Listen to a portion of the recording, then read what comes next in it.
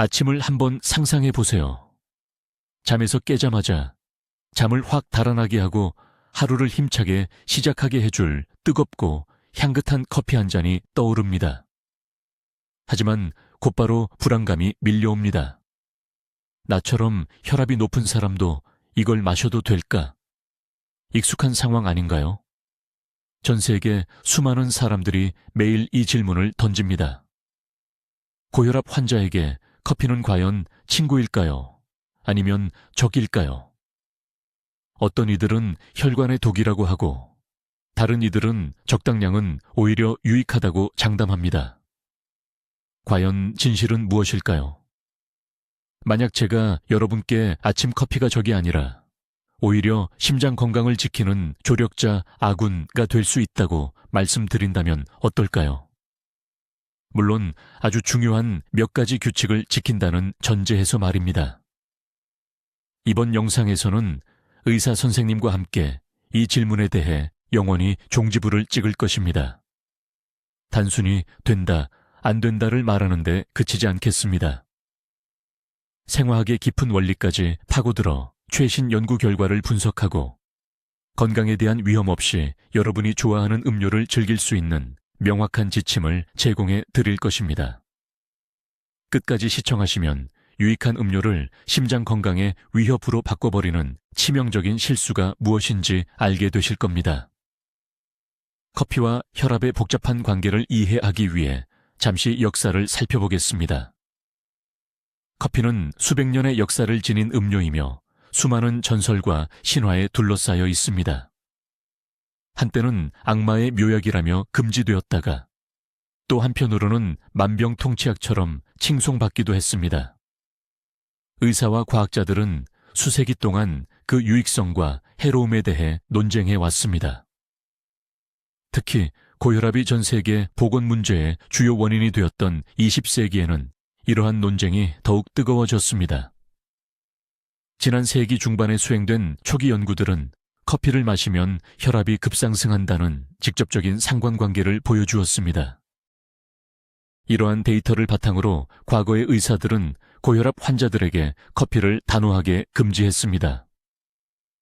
이러한 금기는 사람들의 의식 속에 너무나 확고하게 자리 잡아 오늘날까지도 많은 이들이 이를 불변의 진리로 여깁니다.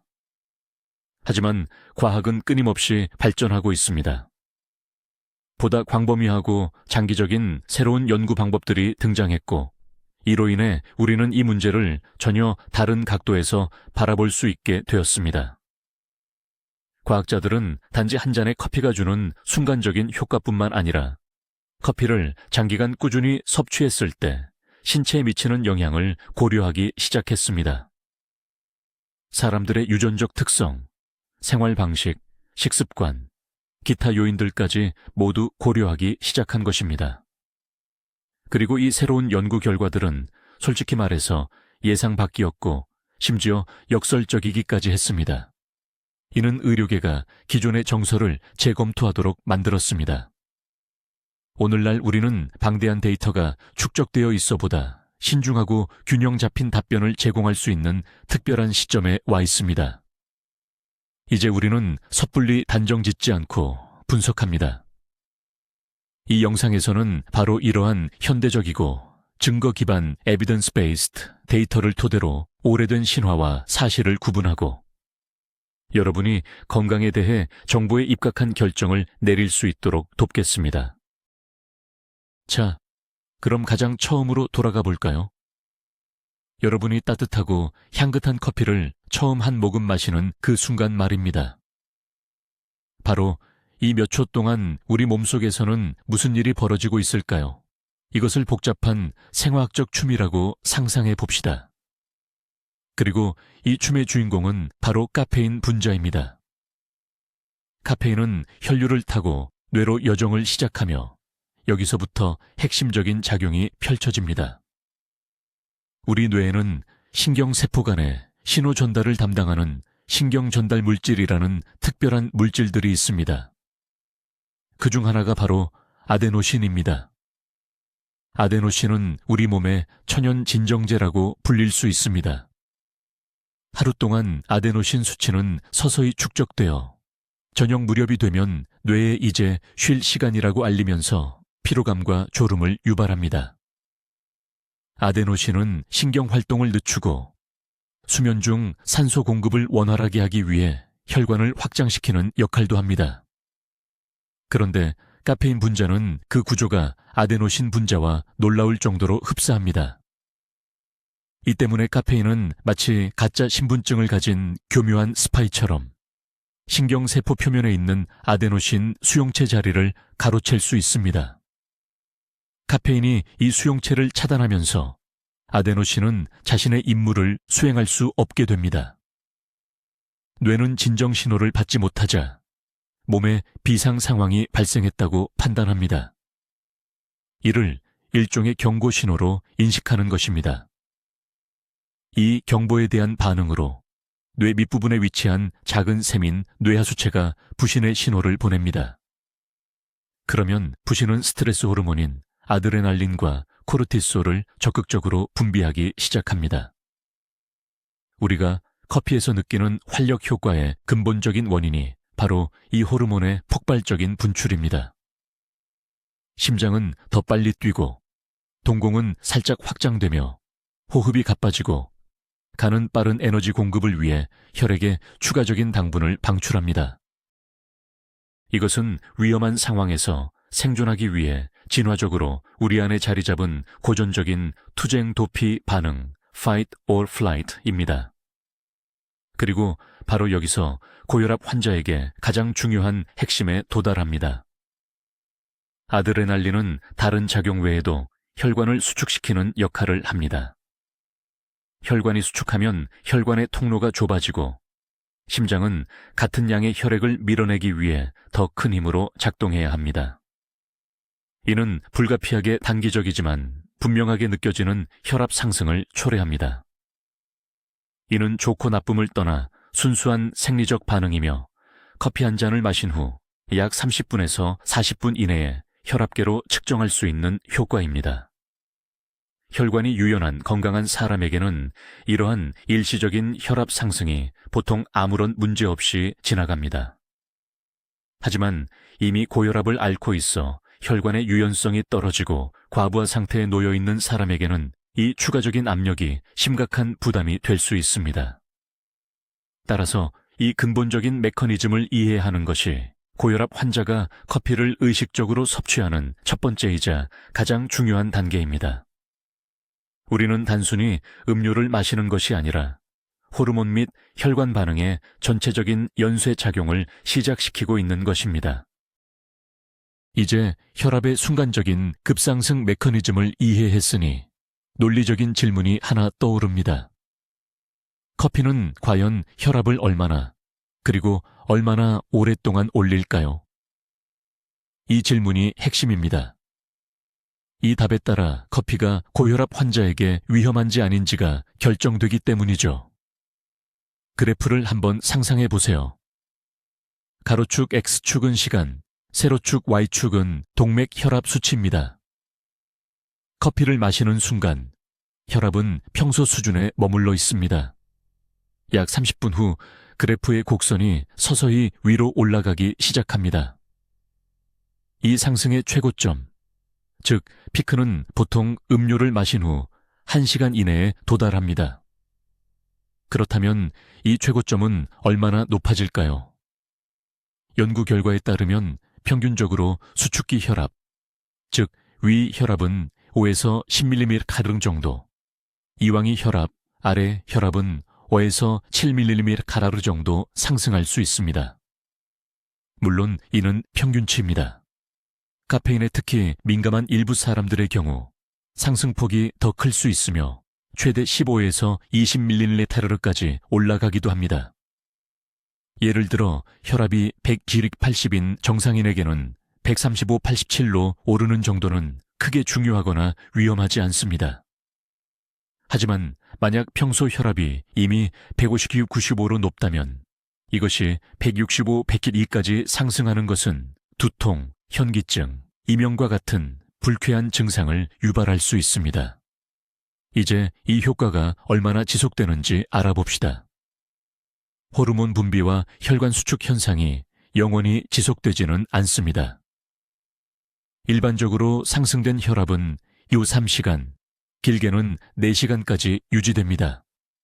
그 후 신체가 카페인을 점차 대사시키면서 혈중 농도가 낮아지고 혈압은 원래 값으로 돌아옵니다. 이처럼 혈압 상승이 일시적이라는 점이 매우 중요합니다. 커피는 혈압을 계속 높게 유지시키지 않습니다. 단지 일시적인 피크를 만들어내는 것이죠. 이 지점에서 우리는 가장 오래된 신화 중 하나를 해체할 수 있습니다. 바로 커피가 만성 고혈압 질환을 직접적으로 유발하는 원인이 아니라는 것입니다. 다시 말해, 건강한 사람이 매일 커피를 마신다고 해서 고혈압이 생기지는 않습니다. 만성 고혈압은 유전, 생활 습관, 식단, 스트레스 수준 등 수많은 요인이 복합적으로 작용하는 복잡한 질병입니다. 그러나 이미 고혈압 진단을 받은 사람에게는 이러한 규칙적인 피크가 바람직하지 않을 수 있습니다. 이는 이미 과부하 상태로 작동 중인 심장과 혈관에 일시적이지만 추가적인 부담을 주기 때문입니다. 비유하자면 오래된 자동차 엔진에 짧더라도 자주 최대 RPM으로 작동하라고 요구하는 것과 같습니다. 조만간 마모가 발생할 수밖에 없습니다. 따라서 이러한 피크를 이해하고 관리하는 것이야말로 고혈압 환자가 커피를 안전하게 섭취할 수 있는 기본 원칙입니다. 자, 이제 우리 몸이 가진 아주 놀라운 능력, 바로 내성 나이싱이라고 불리는 현상에 대해 이야기해 보겠습니다. 이 내성이라는 개념은 커피를 규칙적으로 마시는 분들에게는 게임의 판도를 완전히 바꿔놓는 핵심 원리입니다. 내성 혹은 쉽게 말해 적응이란 무엇일까요? 여러분이 기찻길 바로 옆에 산다고 가정해 봅시다. 처음 며칠 밤은 기차가 지나가는 굉음에 잠을 이루지 못할 겁니다. 하지만 한 달쯤 지나면 어떻죠? 그 소리가 더 이상 위협적이거나 중요한 신호로 느껴지지 않고 거의 신경 쓰지 않게 됩니다. 우리 몸이 카페인에 반응하는 방식도 이와 비슷합니다. 사람이 매일 커피를 마시며 카페인이 지속적으로 체내에 들어오면 뇌와 심혈관 시스템은 이 물질의 존재에 적응하기 시작합니다. 기억하시죠? 카페인은 아데노신 수용체를 차단한다고 했습니다. 그런데 우리 몸의 똑똑한 뇌는 이 수용체가 계속 점유되는 것을 보고 새로운 아데노신 수용체를 추가로 만들어냅니다. 뇌는 자연적인 진정 효과를 내는 아데노신을 위해 좌석수를 늘려버리는 겁니다. 카페인의 차단 작용을 어떻게든 상쇄하려는 보상작용인 셈이죠. 그 결과 시간이 지날수록 이전과 같은 각성 효과를 얻기 위해서는 더 많은 양의 카페인이 필요하게 됩니다. 커피를 처음 마시는 사람은 한 잔만으로도 정신이 번쩍 들지만 숙련된 애호가는 3잔을 마셔야 같은 효과를 보는 이유가 바로 여기에 있습니다. 하지만 우리가 주목해야 할 가장 흥미로운 변화는 혈압에서 나타납니다. 이러한 적응 과정 때문에 우리 몸은 카페인 한 잔 한 잔에 그렇게 격렬하게 반응하지 않게 됩니다. 아드레날린 분비가 덜해지고 혈관이 예전처럼 급격하게 수축하는 현상도 줄어듭니다. 수많은 연구 결과가 이 사실을 뒷받침합니다. 커피를 꾸준히 마시는 사람들과 몇 달 동안 전혀 마시지 않은 두 그룹에게 동일한 양의 카페인을 투여하면 그 반응은 확연히 다릅니다. 초보자 그룹의 혈압은 10에서 10초/테타랑 정도 크게 상승하는 반면 숙련된 애호가 그룹은 혈압 변화가 거의 없거나 통계적 오차 범위 내인 2에서 3mm 정도만 상승할 뿐입니다. 이러한 내성 현상 덕분에 수년간 커피를 마셔온 고혈압 환자 중 상당수가 별다른 부정적인 영향을 느끼지 못하는 것입니다. 그들의 몸이 이미 익숙해졌기 때문이죠. 여기서 아주 중요한 실제적인 교훈을 얻을 수 있습니다. 커피가 가장 위험한 순간은 매일 마시는 사람에게가 아니라 가끔씩 마시는 사람에게 찾아옵니다. 만약 고혈압이 있는데 한 달에 한 번 커피를 마신다면 여러분의 몸은 커피를 처음 접했을 때처럼 급격한 혈압 상승으로 반응할 준비를 해야 합니다. 반면 매일 한두 잔씩 꾸준히 마신다면 몸은 이미 적응을 마쳤기 때문에 급격한 혈압 변화는 없을 가능성이 큽니다. 참으로 역설적이지만 고혈압 환자에게는 가끔 마시는 것보다 규칙적이고 적당한 섭취가 오히려 더 안전할 수 있다는 사실입니다. 사람마다 커피에 대한 반응이 극과 극으로 다르다는 사실은 이미 잘 알려져 있습니다. 그런데 왜 이런 차이가 발생하는 걸까요? 어떤 사람은 밤늦게 더블 에스프레소를 마셔도 코를 골며 잘 자는데 왜 다른 사람은 아침에 마신 카푸치노 때문에 저녁까지 심장이 두근거리는 걸까요? 그 해답은 바로 우리의 유전자 속에 숨어 있습니다. 네, 우리 몸이 카페인과 상호작용하는 방식에 유전자가 핵심적인 역할을 합니다. 우리 몸에서 카페인 대사를 책임지는 주요근간에 있는 특별한 효소입니다. 이 효소의 이름은 사이토크롬 P451A2, 줄여서 CYP12라고 부릅니다. 이 효소는 일종의 처리 공장처럼 작동하며 카페인 분자를 분해하고 몸 밖으로 배출될 준비를 시킵니다. 그런데 이 효소를 만드는 유전자가 사람마다 다양한 변이를 가질 수 있습니다. 부모님으로부터 물려받은 유전자의 버전에 따라 여러분은 카페인을 빠르게 대사하는 사람이 될 수도 있고 느리게 대사하는 사람이 될 수도 있습니다. 이것이 실제 생활에서 의미하는 바는 무엇일까요? 빠른 대사자의 경우 CYP1A2 효소가 매우 활발하고 효율적으로 작동합니다. 카페인이 몸에서 순식간에 분해되어 배출됩니다.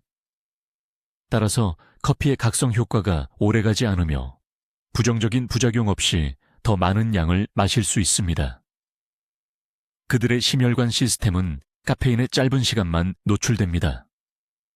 반면 느린 대사자들은 이름 그대로 이 효소의 활동 속도가 느립니다. 카페인이 혈액 속에 훨씬 더 오래 머무는데 때로는 빠른 대사자보다 두세 배 길게 순환합니다. 이는 카페인이 심장과 혈관에 미치는 자극 효과 역시 그만큼 길어진다는 뜻입니다.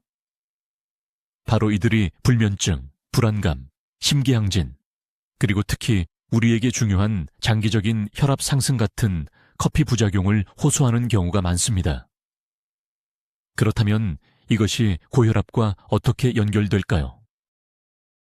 대규모 과학 연구 결과에 따르면 고혈압을 앓고 있는 느린 카페인 대사자가 커피를 규칙적으로 섭취할 경우 심근경색과 같은 심혈관 합병증 위험이 높아질 수 있는 것으로 나타났습니다. 그들의 혈관과 심장이 카페인의 압력에 너무 오래 노출되기 때문입니다.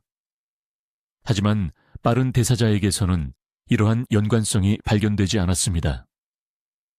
심지어 일부 연구에서는 빠른 대사자에게는 적당량의 커피 섭취가 오히려 보호 효과를 줄 수도 있다고 시사합니다. 안타깝게도 자신의 정확한 유전자 상태를 알려면 특별한 검사를 통해서만 가능합니다. 하지만 자신의 몸이 보내는 신호에 귀 기울이는 것만으로도 어떤 유형에 속하는지 짐작해 볼 수 있습니다. 만약 커피 효과가 너무 오래가서 점심 식사 후 마신 한 잔이 밤잠을 방해하고 심장이 강하게 두근거린다면 여러분은 아마도 느린 대사자일 가능성이 높습니다. 이 경우라면 커피 섭취량에 특히 신중해야 합니다.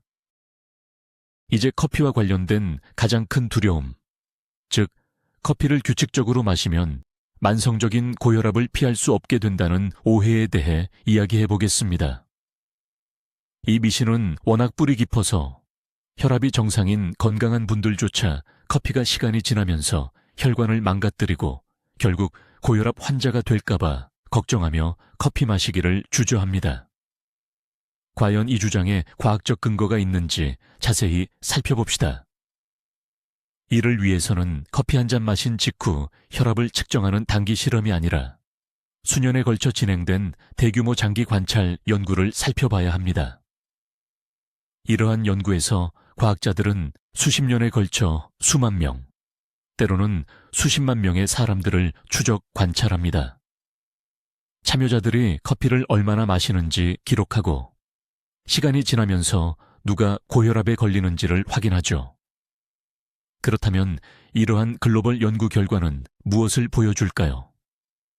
놀랍게도 커피는 해롭다는 이론의 지지자들에게는 전혀 예상 밖의 결과를 보여줍니다. 지난 20년간 수행된 대다수의 주요 연구들은 규칙적이고 적당한 양의 커피 섭취와 고혈압 발병 위험 사이에 아무런 연관성도 찾지 못했습니다.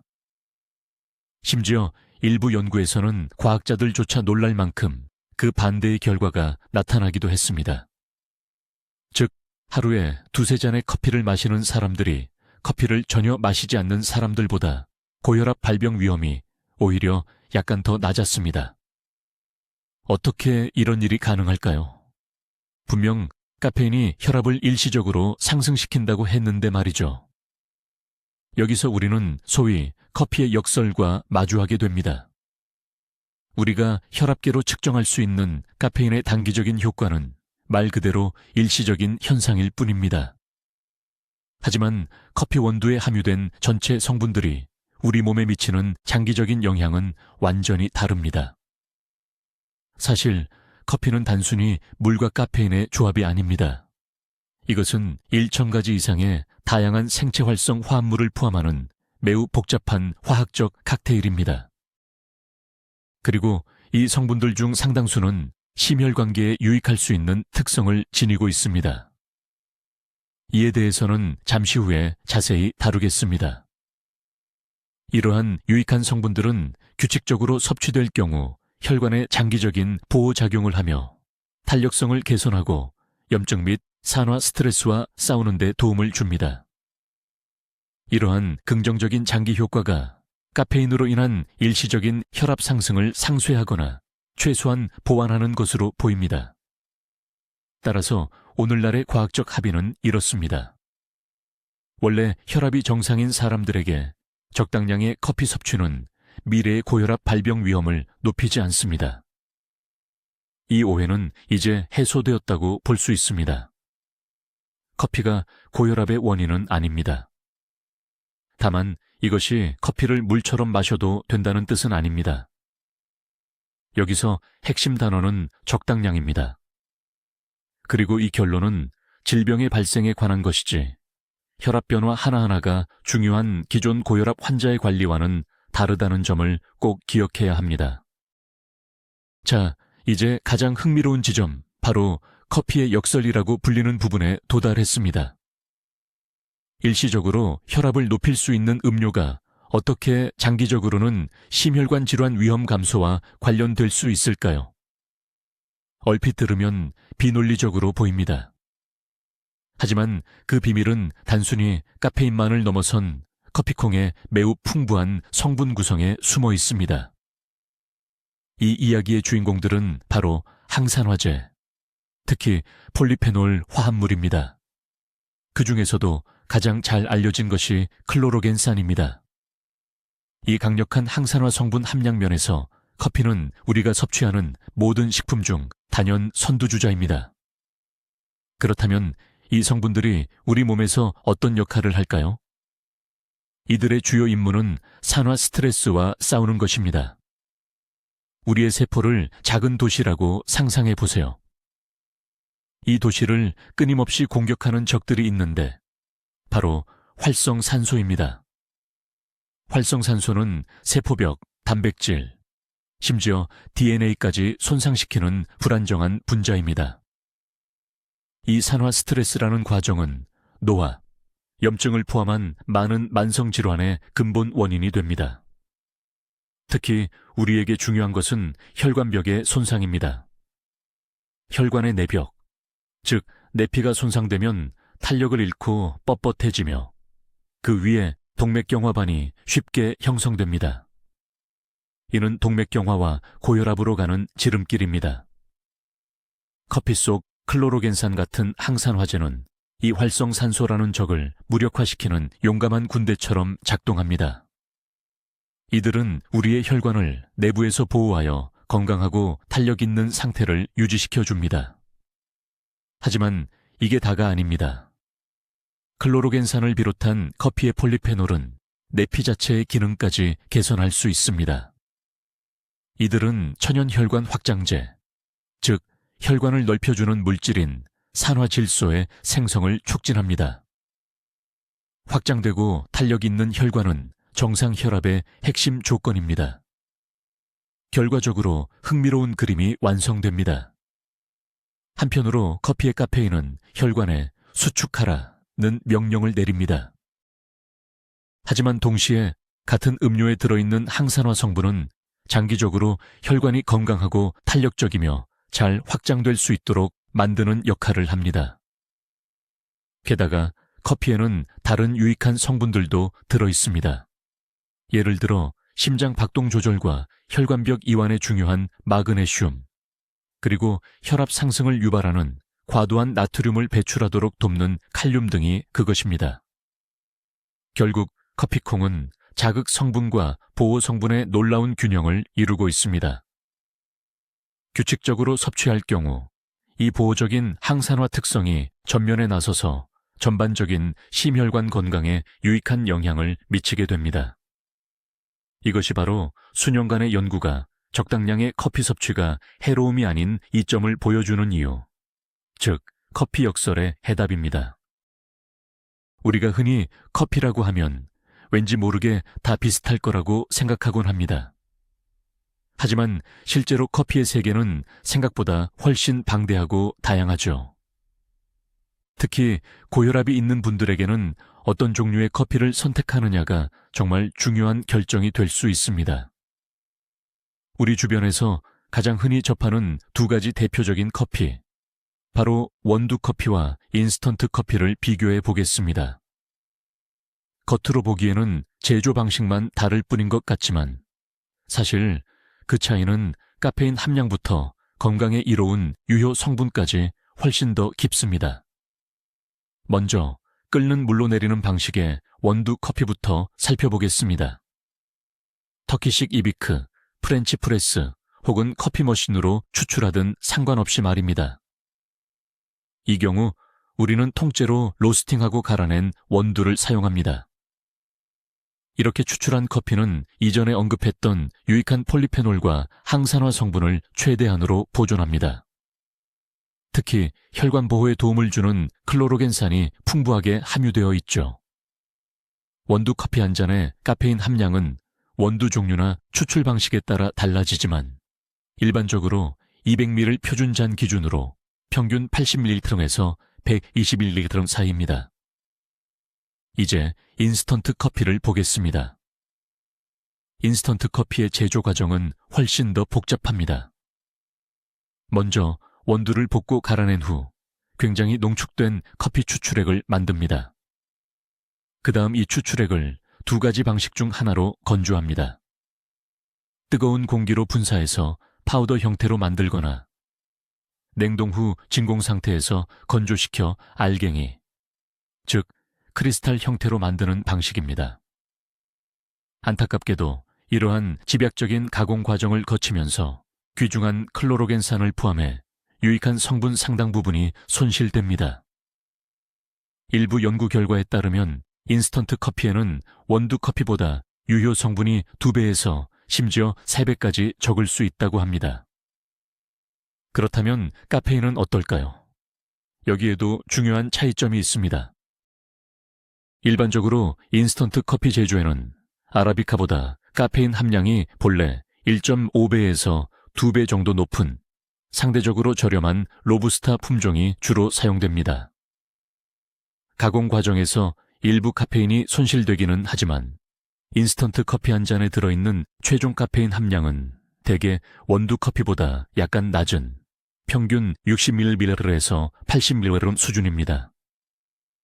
그렇다면 고혈압 환자는 이 사실을 통해 어떤 결론을 내릴 수 있을까요?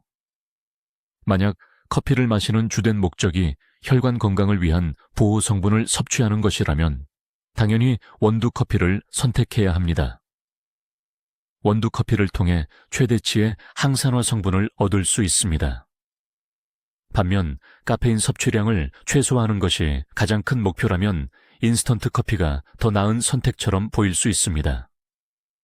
하지만 이 경우 상당 부분의 건강상의 이점을 포기하게 된다는 점을 명심해야 합니다. 아마 고혈압 환자에게 가장 이상적인 절충가는 품질 좋은 아라비카 원두를 너무 진하지 않게 내려 마시는 것일 겁니다. 이렇게 하면 적절한 양의 카페인과 혈관에 좋은 모든 유효 성분을 모두 챙길 수 있습니다.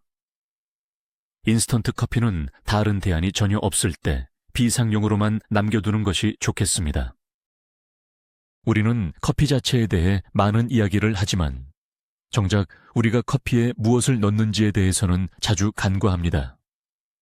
사실 바로 이 첨가물들이 커피의 잠재적인 건강 효능을 완전히 무효화시키고 특히 고혈압 환자에게는 매우 위험한 칼로리 폭탄, 당분 폭탄으로 둔갑시킬 수 있습니다. 자, 그렇다면 커피의 가장 흔한 동반자들이 혈압에 미치는 영향을 하나씩 살펴보겠습니다. 첫 번째는 당연히 설탕입니다. 매 잔마다 두세 스푼의 설탕을 넣는 것은 많은 이들의 습관입니다. 하지만 이것이 우리 혈관에는 어떤 의미일까요? 설탕은 특히 다량 섭취 시 혈액 내 인슐린의 급격한 분비를 유발합니다. 만성적으로 높은 인슐린 수치는 체내 나트륨과 수분 저류를 일으켜 이는 곧바로 혈압을 상승시키는 결과를 낳습니다. 게다가 과도한 설탕은 체내 전신적인 염증을 촉진하여 혈관벽을 손상시키고 경직되게 만듭니다. 또한 설탕은 인격 칼로리로 작용해 체중 증가를 유발하며 비만은 고혈압 발생 및 악화의 주요 위험 요인 중 하나입니다. 따라서 커피에 설탕을 넣는 행위는 커피 속 항산화 물질의 모든 좋은 이점에 맞서는 강력한 요인을 스스로 만드는 것과 같습니다. 이는 마치 자동차에서 가속 페달과 브레이크를 동시에 밟는 것과 마찬가지인 셈이죠. 두 번째로 흔한 적은 바로 고지방 크림, 특히 식물성 크림과 각종 시럽입니다. 크림, 특히 유지방 함량이 높은 크림은 음료에 많은 양의 포화지방을 더하게 됩니다. 천연 우유 지방은 적당량 섭취 시 건강한 식단의 일부가 될 수 있지만 그 과잉 섭취는 바람직하지 않습니다. 캐러멜, 바닐라, 초콜릿 등의 시럽은 본질적으로 향을 첨가한 농축 설탕 용액일 뿐입니다. 커피 전문점에서 제공하는 시럽 한 번의 펌핑에는 20일 30g의 설탕이 들어갈 수 있는데 이는 많은 사람들의 일일 권장 섭취량을 초과하는 양입니다. 시럽 라떼, 모카치노, 휘핑크림이 올라간 프라푸치노 같은 인기 있는 커피 음료들은 이미 커피라기보다는 액체 디저트에 가깝습니다. 이러한 음료 한 잔의 칼로리는 400에서 500kcal에 달할 수 있으며 이는 거의 한 끼 식사에 준하는 수준입니다. 이러한 음료를 습관적으로 마시는 것은 체중 증가, 대사 증후군, 그리고 궁극적으로 고혈압 악화로 이어지는 지름길이 됩니다. 그렇다면 어떤 대안이 있을까요? 고혈압 환자에게 가장 좋은 선택은 설탕이나 기타 첨가물이 없는 블랙커피입니다. 이 상태에서 커피는 자신의 건강한 효능을 최대한 발휘합니다. 만약 블랙커피를 마시기 어렵다면 저지방 우유나 설탕이 첨가되지 않은 식물성 대체 우유를 소량만 추가해보세요. 또한 계피, 카르다몬 혹은 육두구와 같은 천연 향신료로 향과 풍미를 더하는 것도 건강에 해롭지 않은 좋은 방법입니다. 이 간단한 규칙을 기억하십시오.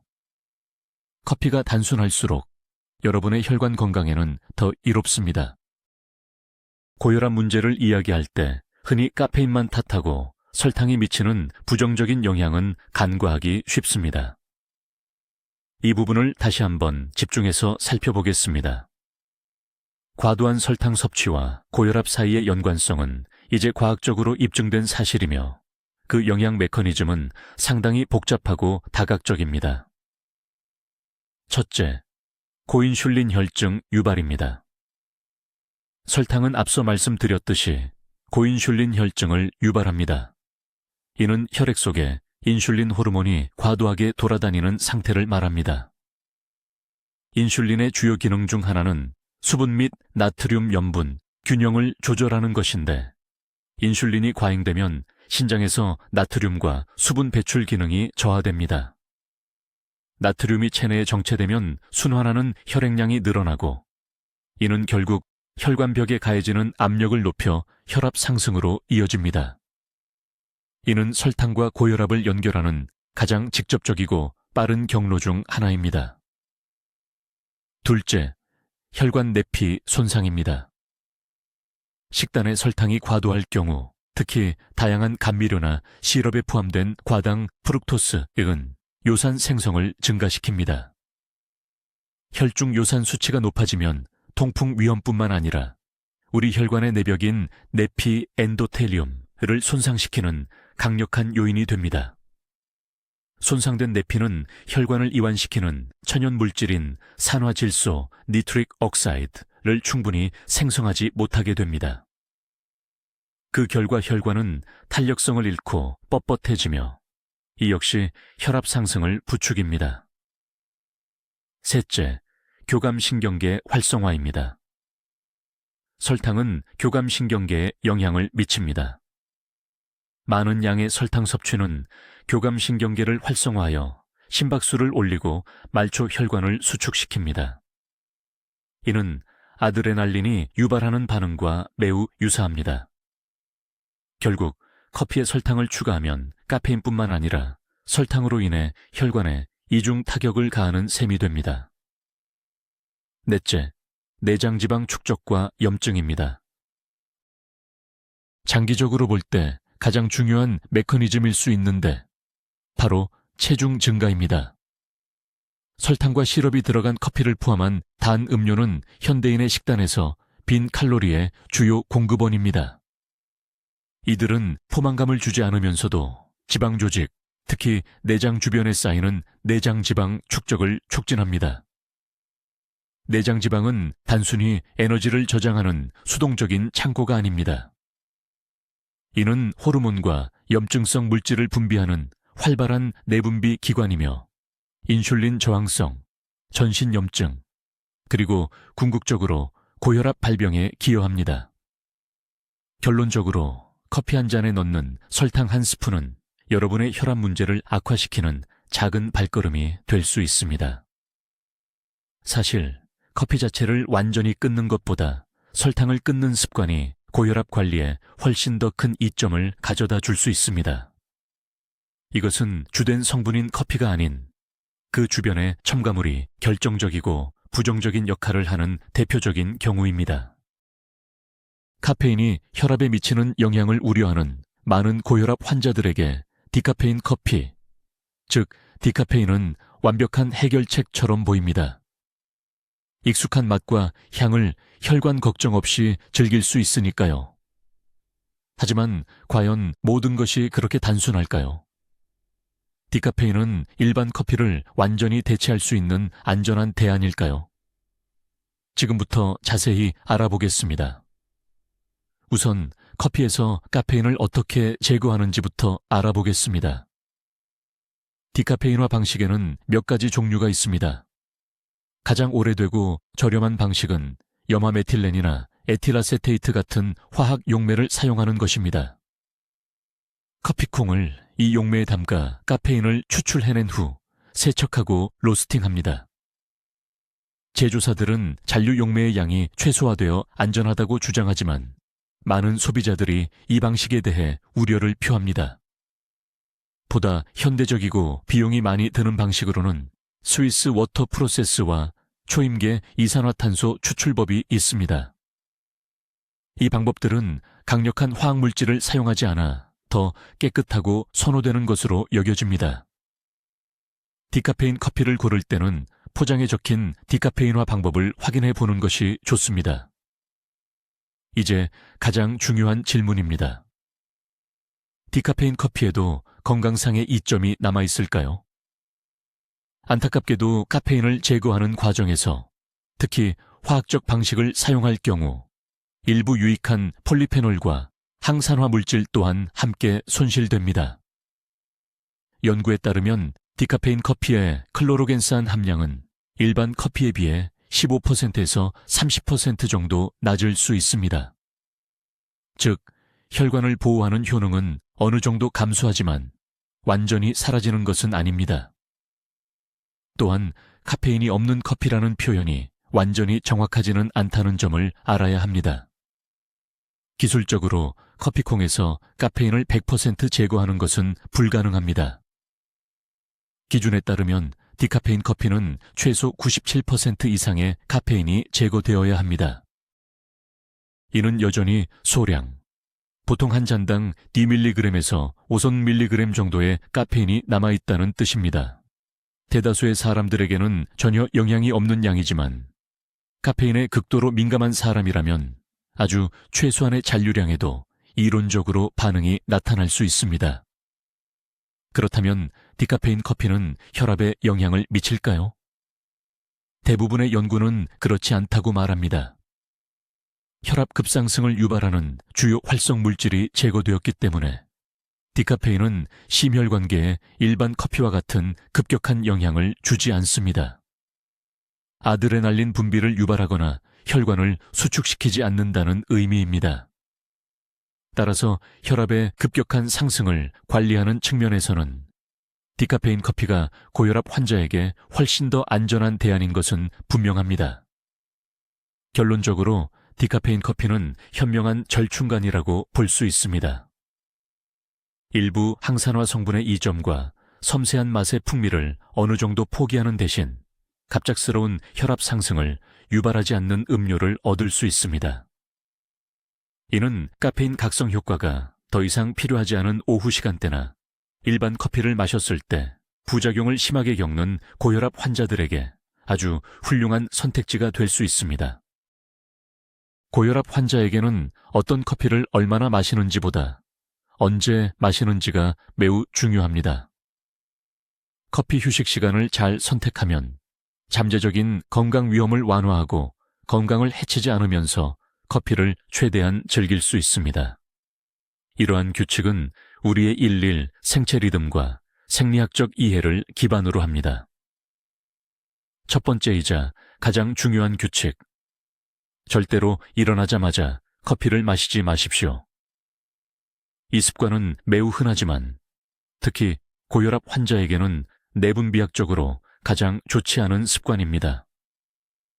우리 몸은 이른 아침, 대략 6시부터 8시 사이에 잠에서 깨어나 활동을 시작하도록 돕는 스트레스 호르몬인 코르티솔을 최대로 분비합니다. 이때 코르티솔 분비를 촉진하는 카페인 자극까지 추가하면 과도한 호르몬 급증이 발생할 수 있습니다. 이는 지나친 초조함과 불안감을 유발하며 혈압을 더욱 뚜렷하게 상승시킬 수 있습니다. 게다가 지속적으로 아침에 카페인을 주입하면 우리 몸은 스스로 코르티솔 생산을 줄여버립니다. 결국 커피 없이는 하루를 시작할 수 없는 의존 상태에 빠지게 됩니다. 첫 커피를 마시기에 가장 이상적인 시간은 오전 9시 30분부터 11시 30분 사이 반입니다. 이 시간대에는 이미 아침 코르티솔 최고치가 지나간 후이므로 카페인 자극이 가장 효과적이면서도 부드럽게 작용합니다. 두 번째 규칙. 오후, 특히 3시나 4시 이후에는 커피를 피하십시오. 앞서 말씀드렸듯이 어떤 사람들, 특히 카페인 대사가 느린 사람들은 카페인이 혈액 속에 8시간에서 10시간까지 남아있을 수 있습니다. 오후 4시에 마신 커피 한 잔이 밤 11시에 여러분의 숙면을 방해할 수 있다는 뜻입니다. 질 좋은 수면은 혈압 조절에 가장 중요한 요소 중 하나입니다. 수면 중에 우리의 심혈관계는 쉬고 회복하며 혈압은 자연스럽게 낮아집니다. 반면 만성적인 수면 부족은 혈압 상승의 강력한 위험 요소입니다. 따라서 저녁 커피를 위해 잠을 희생하는 것은 건강에 이중의 타격을 주는 행위입니다. 세 번째 규칙. 신체 활동이나 스트레스 받는 상황 전에는 절대 커피를 마시지 마십시오. 중요한 회의, 공개 발표 혹은 강도 높은 트레이닝 전에 활력을 높이기 위해 커피를 마시는 것이 좋은 생각처럼 보일 수 있습니다. 하지만 스트레스와 신체 활동 자체만으로도 혈압을 높이고 맥박수를 증가시킵니다. 여기에 카페인의 효과를 더하면 심장에 과도한 부담을 주게 됩니다. 이는 이미 고혈압을 앓고 있는 사람에게 특히 위험할 수 있습니다. 가장 좋은 방법은 스트레스 상황이나 운동이 끝난 후에 커피를 마셔서 기력을 회복하는 것입니다. 이러한 간단한 시간 규칙들을 지키는 것은 여러분의 일상에 커피를 최대한 조화롭고 안전하게 포함시키는 데 큰 도움이 될 것입니다. 흔하면서도 건강에 매우 해로운 습관 중 하나는 제대로 된 아침 식사 대신 공복에 커피를 마시는 것입니다.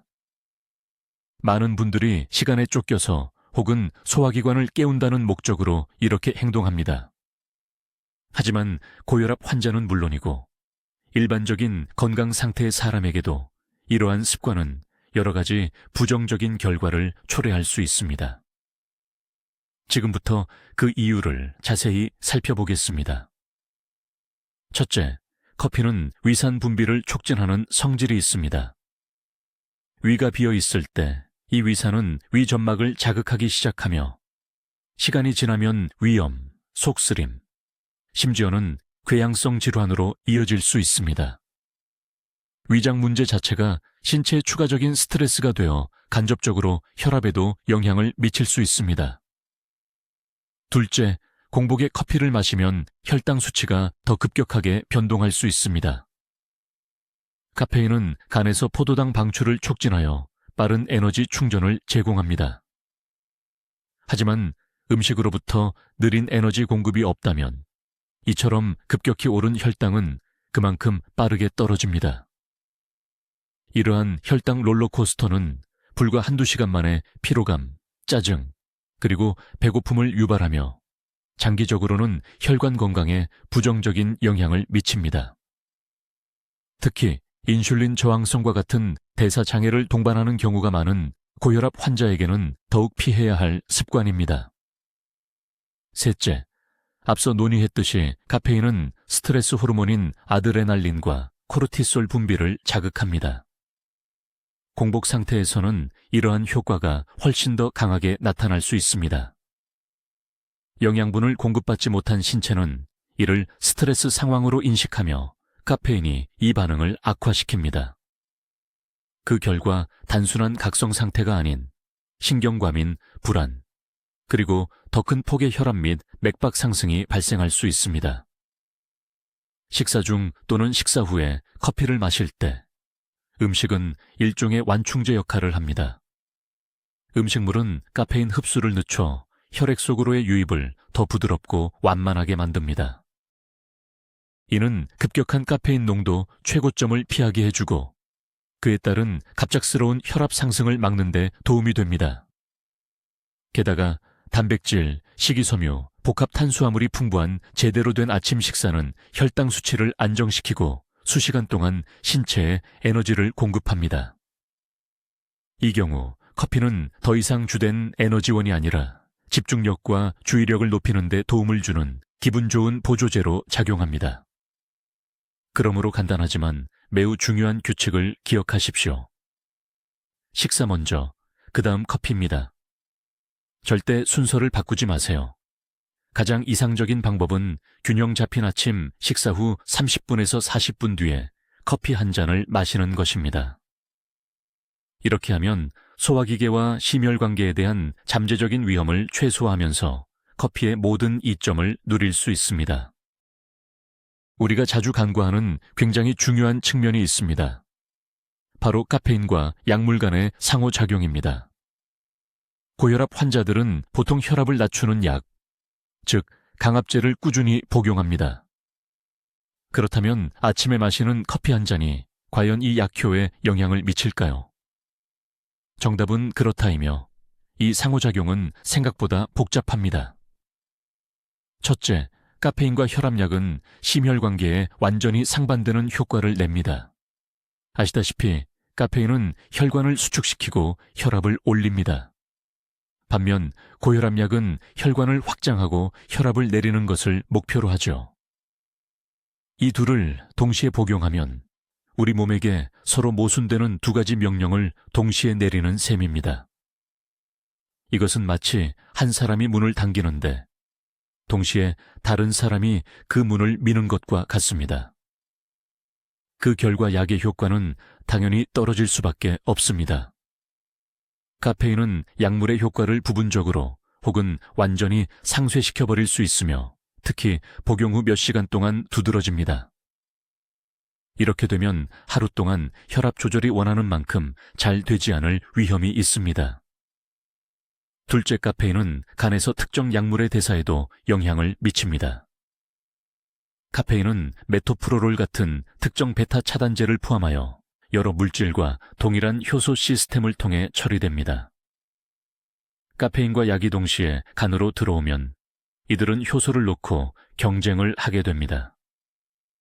이 경쟁은 약물이 분해되고 처해로 배출되는 속도를 늦춰 혈중 농도를 높이고 부작용을 증가시킬 수 있습니다. 반대로 일부 다른 약물의 경우에는 카페인이 오히려 배출을 가속화시켜 치료 효과를 떨어뜨리기도 합니다. 혈압약 외에도 카페인은 다른 약물과도 상호작용합니다. 예를 들어 특정 진통제의 효과를 높이기도 하지만 갑상선 약이나 철분제의 흡수를 방해하기도 합니다. 또한 항근고제나 일부 한골제를 복용하는 경우에도 커피 섭취 시 주의가 필요합니다. 그럼 어떻게 해야 할까요? 가장 중요한 규칙은 절대로 약을 커피와 함께 복용하지 않는 것입니다. 약 복용 후 최소 1시간, 가능하다면 2시간 정도의 강역을 두는 것이 좋습니다. 이 강역은 약물이 카페인에 방해 없이 충분히 흡수되어 작용할 시간을 벌어줍니다. 반드시 커피 섭취 문제에 대해 담당 의사와 상의하십시오. 의사는 환자 개개인의 특성과 처방된 약물의 성질을 가장 잘 알고 있으며 개인별 맞춤 권장사항을 제공할 수 있습니다. 경우에 따라 약의 복용 시간이나 복용량 또는 커피 섭취량을 조절해야 할 수도 있습니다. 치료의 효과와 심장 건강이 달린 문제이므로 이 부분에 대해서는 절대 임의로 판단하지 마십시오. 많은 고혈압 환자에게 적당량의 커피 섭취는 안전할 수 있습니다. 하지만 자신의 몸이 보내는 신호에 귀 기울이고 위험 징후를 조기에 파악하는 것이 매우 중요합니다. 커피를 마신 후 특정 증상이 나타난다면 단순히 주의하는 것을 넘어 즉시 커피 섭취를 중단하고 전문의와 상담을 받아야 할 수도 있습니다. 이러한 적색 신호, 레드 플렉스들을 지금부터 살펴보겠습니다. 1. 지나치게 강하거나 불규칙한 심장 박동. 첫 번째이자 가장 명확한 증상은 지나치게 강하거나 불규칙한 심장 박동입니다. 만약 심장이 가슴 밖으로 튀어나올 듯이 너무 빠르거나 무질서하게 또는 불규칙적으로 뛴다면 이는 카페인으로 유발된 부정맥의 징후일 수 있습니다. 이를 빈맥 타치카르디아 또는 기호의 수축 엑스트라시스톨레이라고 합니다. 고혈압으로 이미 부담을 받고 있는 심장에게 이러한 리듬의 문제는 특히 위험합니다. 2. 극심한 두통과 어지러움. 두 번째 위험 신호는 두통의 발생 또는 악화입니다. 특히 뒷목 부위의 두통이 어지러움, 이명 또는 시야 흐림을 동반하는 경우입니다. 이러한 증상들은 혈압이 너무 높거나 위험한 수준까지 치솟았다는 것을 나타냅니다. 이 경우 커피는 즉각적인 관리가 필요한 위험한 상태인 고혈압성 위기, 하이퍼텐시브 크라이시스를 유발하는 반가소의 역할을 한 것입니다. 3. 가슴 통증 또는 흉부 불편함. 세 번째 증상은 가슴 통증 또는 불편함입니다. 통증은 압박감, 조이는 느낌 또는 타는 듯한 느낌일 수 있으며 왼팔, 목 또는 어깨뼈 아래로 퍼질 수 있습니다. 커피를 마신 후 이러한 증상이 나타난다면 이는 매우 심각한 문제입니다. 이는 심장 근육으로의 혈액 공급이 부족해지는 협심증, 안기나 페토릿 때의 징후일 수 있기 때문입니다. 카페인은 심장의 산소 요구량을 증가시키는데 만약 동맥경화로 인해 관상동맥이 좁아져 있다면 증가된 부하를 감당하지 못할 수 있습니다. 4. 심한 불안감, 초조함, 공황 발작. 네 번째 징후는 심한 불안감, 초조함, 손떨림, 심지어 공황 발작입니다. 이러한 증상들이 단순히 심리적인 것처럼 보일 수 있지만 이는 중추 및 교감신경계가 과도하게 자극된 결과입니다. 고혈압 환자에게는 급성 스트레스와 공황 상태 자체가 위험한데 아드레날린 분비를 급증시켜 추가적인 혈압 상승을 유발하기 때문입니다. 5. 지속적인 불면증. 다섯 번째, 덜 명확하지만 중요한 증상은 지속적인 불면증입니다. 아침에 마신 단 한 잔의 커피라도 정상적인 수면을 방해하고 수면의 질을 떨어뜨린다면 이는 카페인에 대한 민감도가 높다는 것을 의미합니다. 만성적인 수면 부족은 고혈압 관리를 악화시키는 지름길이 될 수 있습니다. 커피 섭취 후 이러한 증상 중 어느 하나라도 주기적으로 경험한다면 이는 몸이 보내는 명확한 신호입니다. 멈추세요. 이것은 내게 맞지 않습니다. 이 경우에는 카페인 함유 음료를 완전히 끊고 심장 전문의와 상황을 논의해야 합니다. 이러한 신호를 무시하는 것은 자신의 건강에 매우 위험한 도박을 하는 것과 같습니다. 우리는 흔히 평균적인 수치나 일반적인 사람에게 커피가 미치는 영향에 대해서만 이야기하곤 합니다. 하지만 사람마다 신체 반응은 모두 다르죠. 카페인에 대한 우리의 반응은 유전, 체중, 생활 방식, 기저질환 등 여러 요인에 따라 달라집니다. 따라서 커피가 자신에게 맞는지 가장 확실하게 알 수 있는 방법은 간단한 자가 실험을 통해 나만의 개인적인 반응을 측정해 보는 것입니다. 이 방법으로 주관적인 느낌이 아닌 객관적인 데이터를 확보할 수 있습니다. 준비물은 간단합니다. 혈압계, 그리고 약간의 시간과 꾸준히 실천할 수 있는 마음가짐만 있으면 됩니다. 첫째, 깨끗한 배경을 만드는 것입니다. 1주 2주 동안 커피뿐만 아니라 차, 콜라, 에너지 드링크, 초콜릿 등 카페인 함유 제품을 완전히 끊으셔야 합니다. 이는 내성을 없애고 몸이 카페인에 익숙해진 상태에서 벗어나게 하기 위함입니다. 이 기간 동안 아침 저녁으로 혈압을 꾸준히 측정하여 커피를 마시지 않았을 때의 기저 혈압을 파악하십시오. 둘째, 금단 기간이 끝난 후 서두르거나 스트레스가 없는 편안한 아침을 택하십시오. 먼저 안정된 상태에서 혈압을 측정하고 그 결과를 기록하십시오. 이것이 여러분의 시작점, 즉 기준 수치가 됩니다. 셋째, 이제 평소 마시던 대로 커피를 준비하십시오. 설탕이나 결과를 왜곡할 수 있는 다른 첨가물 없이 평소 마시는 표준적인 형태의 커피여야 합니다. 이 커피를 편안한 속도로 마십니다. 넷째, 커피를 마신 후 정해진 강역으로 혈압을 측정해야 합니다. 이상적인 측정 강역은 섭취 후 30분, 1시간, 2시간, 그리고 3시간입니다. 매번 측정 전에는 5분 동안 조용히 앉아 안정을 취해야 합니다. 모든 결과를 꼼꼼하게 기록하십시오. 다섯째, 얻은 데이터를 분석하십시오.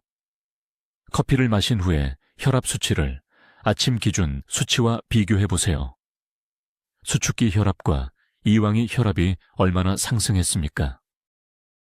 안전 범위인 5에서 10mm 머큐리 이내에서 상승했는지 아니면 15에서 20mm 머큐리 이상으로 크게 상승했는지 확인하십시오. 상승한 혈압이 얼마나 오래 지속되었고 2-3시간 후에는 정상으로 돌아왔는지도 중요합니다. 또한 맥박이 얼마나 빨라졌는지도 주목하십시오. 수치뿐만 아니라 심장이 두근거림, 두통, 불안감 같은 신체적 불편함은 없었는지도 함께 기록하세요. 이 간단한 테스트를 통해 여러분의 몸이 표준적인 카페인 용량에 어떻게 반응하는지 명확하게 알 수 있습니다. 만약 혈압 상승이 경미하고 일시적이었고 컨디션도 양호했다면 적당량의 커피 섭취는 안전할 가능성이 높습니다. 반면 불쾌한 증상과 함께 혈압이 급격하고 지속적으로 상승했다면 커피를 완전히 끊거나 양과 농도를 현저히 줄여야 할 확실한 이유가 됩니다. 이러한 맞춤형 접근 방식이 일반적인 권장사항을 맹목적으로 따르는 것보다 훨씬 효과적입니다. 심장 전문의들이 환자들에게 가장 많이 받는 질문 중 하나는 바로 이것입니다. 선생님, 심장에 무리가 가지 않으려면 하루에 커피를 몇 잔까지 마셔도 될까요? 이는 정말 100만 불짜리 질문이지만 모두에게 통용되는 정답은 없습니다. 하지만 다수의 연구 결과를 바탕으로 의학계는 참고할 만한 기준을 마련했습니다. 우선 측정 단위를 명확히 해야 합니다. 몇 잔이라고 말하는 것은 정확하지 않습니다. 아주 작은 에스프레소부터 대용량 아메리카노까지 컵의 크기가 너무 다양하기 때문입니다. 따라서 섭취한 카페인의 양을 밀리그램 mg으로 측정하는 것이 가장 정확합니다. 미국 심장협회를 포함한 현대 심장학회들은 대부분의 성인, 특히 혈압이 잘 조절되는 고혈압 환자들에게 하루 300에서 400ml까지의 카페인 섭취는 비교적 안전한 것으로 보고 있습니다. 하지만 혈압이 높은 사람이라면 이 기준을 더 낮추는 것이 좋습니다. 대다수 의사들은 고혈압 환자들이 하루 카페인 섭취량을 200ml 이하로 제한하도록 권고합니다. 그렇다면 우리가 흔히 마시는 음료 기준으로 200ml은 어느 정도일까요? 이는 대략 다음과 같습니다. 보통 크기 150에서 200ml 드립 커피 2잔, 또는 에스프레소 샷 2-3잔, 혹은 인스턴트 커피 3잔, 아니면 홍차나 녹차 4-5잔 정도입니다. 여기서 중요한 점은 카페인이 커피에만 있는 것이 아니라는 사실입니다. 하루 종일 진한 차나 콜라, 혹은 다크 초콜릿 등을 섭취한다면 그 안에 포함된 카페인의 양도 일일 섭취량에 반드시 포함하여 계산해야 합니다. 고혈압 환자가 200ml의 용량을 초과하는 것은 심혈관 위험을 증가시킬 수 있습니다. 이제 가장 중요한 내용입니다. 이 수치들은 면죄부가 아니며 무조건적인 허용치도 아닙니다. 단순히 넘어서는 안 되는 상한선일 뿐입니다. 특히 카페인에 민감하거나 카페인 분해 속도가 느린 대사자, 혹은 혈압 조절이 잘 안 되는 고혈압 환자에게는 이 용량마저도 과도할 수 있습니다. 가장 이상적인 접근 방식은 바로 최소 유효 용량 원칙입니다.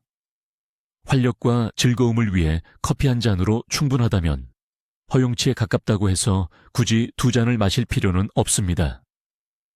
카페인 섭취량이 적을수록 심혈관계에 가해지는 잠재적 위험도 줄어듭니다.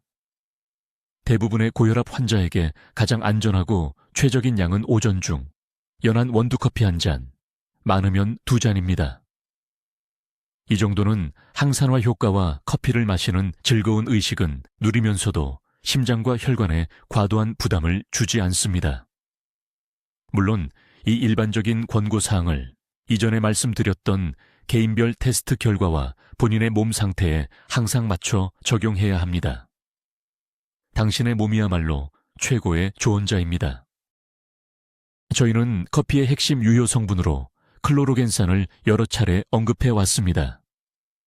오늘은 항산화 작용 외에도 이 성분들이 심혈관계에 어떻게 긍정적인 영향을 미치는지 그 메커니즘을 자세히 알아보겠습니다. 클로로겐산, 클로로제닉 애시드는 단일 물질이 아니라 여러 화합물의 그룹이며 특히 복제하는 생두에 다량 함유되어 있습니다. 로스팅 과정에서 그 양이 다소 감소하기는 하지만 여전히 생물학적 효과를 나타내기에 충분한 수준으로 유지됩니다. 클로로겐산의 주요 특성 중 하나는 포도당 대사에 영향을 미치는 능력입니다. 연구에 따르면 이 물질들은 식사 후 장내에서 포도당 흡수 속도를 늦출 수 있습니다. 이는 혈당과 인슐린 수치의 급격한 상승, 즉 혈당 스파이크를 방지하는 데 도움을 줍니다. 안정적인 혈당 수치는 혈관 건강에 매우 중요한 요소입니다. 아시다시피 포도당과 인슐린이 높게 치솟으면 염증을 유발하고 혈관 내피를 손상시키며 혈관벽의 경직도를 높이게 됩니다. 클로로겐산은 이처럼 더 안정적인 혈당 환경을 유지하도록 도움으로써 간접적으로 혈관을 보호하고 고혈압과 밀접하게 관련된 대사증후군 및 2형 당뇨병을 예방하는 데 기여합니다. 또 다른 중요한 메커니즘은 혈압에 직접적인 영향을 미치는 것입니다. 동물과 인간을 대상으로 한 여러 연구에서는 클로로겐산이 풍부한 녹색 커피 추출물을 꾸준히 섭취했을 때 미미하지만 통계적으로 유의미한 수준으로 혈압이 감소하는 결과를 보였습니다. 이는 여러 기전을 통해 이루어진다고 여겨집니다. 첫째, 이미 언급했듯이 혈관을 확장시키는 산화질소 니트릭 옥사이드의 생성을 촉진합니다. 둘째, 가벼운 이뇨 작용을 통해 과도한 나트륨 배출을 돕습니다. 셋째, 한겸증 특성을 가지고 있어 고혈압 발병에 기여하는 전신염증을 감소시킵니다. 뿐만 아니라 클로로겐산은 혈액의 지질 프로필, 리피드 프로파일에도 긍정적인 영향을 미칠 수 있습니다. 일부 연구 결과는 이 성분들이 나쁜 콜레스테롤, 저밀도 지단백, LDL과 중성지방 수치를 낮추는 데 도움이 된다는 것을 보여줍니다. 콜레스테롤 수치가 정상화되면 혈관 내 동맥경화성 플라크 생성이 늦춰지는데 이는 고혈압 및 그 합병증을 예방하고 치료하는 데 중요한 핵심 요소입니다. 결국 한 잔의 커피 속에는 놀라운 조합이 담겨 있습니다. 한편으로는 일시적인 혈압 상승을 유발할 수 있는 카페인이 있습니다. 다른 한편으로는 장기적으로 혈압을 낮추고 대사를 개선하며 혈관을 보호하는 클로로겐산과 다른 폴리페놀 성분들이 존재합니다. 이러한 내부적인 이중성 듀얼리즘, 이야말로 커피를 명확하게 하나의 효과로 단정하기 어려운 독특하고 복잡한 음료로 만드는 이유입니다.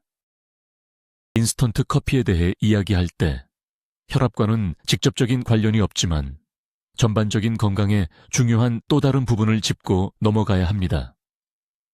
바로 아크릴아마이드라는 물질입니다. 아크릴아마이드는 탄수화물이 풍부한 식품을 튀기거나 굽는 등 고온에서 열 처리할 때 생성되는 화학 물질입니다. 감자칩, 프렌치 프라이, 크래커, 쿠키 등에서 흔히 발견되죠. 국제암연구소 IARC는 아크릴아마이드를 인체 발암 가능 물질로 분류하고 있습니다. 즉, 동물 실험에서는 암을 유발할 수 있다는 결과가 나왔지만 아직 사람에게서도 그렇다는 확실한 증거는 부족하다는 의미입니다. 이것이 커피와는 무슨 관계가 있을까요? 바로 커피 원두를 볶는 로스팅 과정 역시 고온에서 진행되며 이때 아크릴아마이드가 생성된다는 것입니다. 하지만 더 흥미로운 사실은 그 다음입니다. 연구에 따르면 인스턴트 커피에는 일반 원두 커피에 비해 아크릴아마이드 함량이 평균 2배나 높습니다.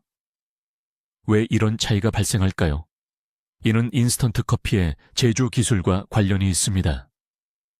원두를 볶고 추출한 농축 커피 추출액은 추가적인 고온 건조 과정을 거칩니다. 바로 이 두 번째 가열 단계가 추가적인 양의 아크릴아마이드를 생성하는 주원인으로 보입니다. 그렇다면 당장 공포에 질려 인스턴트 커피통을 버려야 할까요? 대다수의 건강 전문가들은 그렇지 않다고 말합니다. 우리가 커피나 다른 식품을 통해 섭취하는 아크릴아마이드의 양은 실험 동물에게서 문제를 일으켰던 용량보다 훨씬 낮기 때문입니다. 현재까지 커피 섭취와 암 발병 위험 증가를 연관짓는 확실한 역학 데이터는 없습니다. 오히려 이미 알고 있듯이 많은 연구에서 커피가 풍부한 항산화 성분 덕분에 특정 종류의 암 발생 위험을 낮춘다는 사실을 보여주고 있습니다. 그럼에도 불구하고 이 정보는 원두 커피가 인스턴트 커피보다 더 좋다는 장점을 뒷받침하는 또 하나의 근거가 됩니다. 선택의 여지가 있고 잠재적으로 해로운 물질의 체내 유입을 최소화하고 싶다면 갓 분쇄한 원두 커피를 마시는 것이 좋습니다. 원두 커피를 선택함으로써 혈관 건강에 더 많은 이점을 얻을 뿐만 아니라 아크릴아마이드 섭취량도 줄일 수 있습니다. 이는 제품을 가공하는 방식이 그 특성을 얼마나 근본적으로 바꿀 수 있는지를 보여주는 또 다른 예시입니다. 건강을 생각하는 사람에게는 이러한 세부 사항들이 중요합니다. 결국 건강한 삶은 이처럼 작지만 의식적인 선택들이 모여 만들어지는 것입니다. 커피의 맛과 화학적 성분에 모두 영향을 미치는 흥미로운 요소가 또 하나 있습니다. 바로 로스팅, 즉 원두를 볶는 정도입니다. 원두를 구매할 때 포장에 약배전, 라이트 로스트, 중배전, 미디엄 로스트, 강배전, 다크 로스트 같은 표시를 자주 보실 겁니다. 대부분의 사람들에게 이는 단순히 맛의 특징이지만 고혈압 환자에게는 이 차이가 훨씬 중요할 수 있습니다. 이제 로스팅 정도가 우리에게 중요한 두 가지 성분, 즉 카페인과 클로로젠산에 어떻게 영향을 미치는지 살펴보겠습니다. 먼저 카페인부터 알아볼까요? 이탈리안 에스프레소처럼 진하고 쓴 다크 로스트 커피에 카페인이 더 많다는 흔한 오해가 있습니다. 하지만 실제로는 그 반대입니다. 카페인은 비교적 안정적인 화합물이지만 고온에 장시간 노출되면 조금씩 분해되기 시작합니다. 로스팅 과정 자체가 원두를 가열하는 것이죠. 원두를 볶는 시간이 길어질수록, 즉 로스팅이 어두울수록 강배전일수록 그만큼 더 많은 카페인이 휘발되어 날아가게 됩니다. 따라서 약배전 원두의 카페인 함량이 가장 높습니다. 중배전은 조금 더 적고 강배전 원두에는 훨씬 더 적습니다. 차이가 엄청나지는 않지만 보통 10에서 15% 내외 분명히 존재합니다. 만약 최대의 활력을 얻는 것이 목표라면 약배전을 선택하세요. 반면 고혈압 환자로서 마시는 잔의 수를 줄이지 않으면서 카페인 섭취량을 약간 낮추고 싶다면 강배전 커피가 더 나은 선택이 될 수 있습니다. 이제 유익한 성분인 클로로젠산에 대해 이야기해 보겠습니다.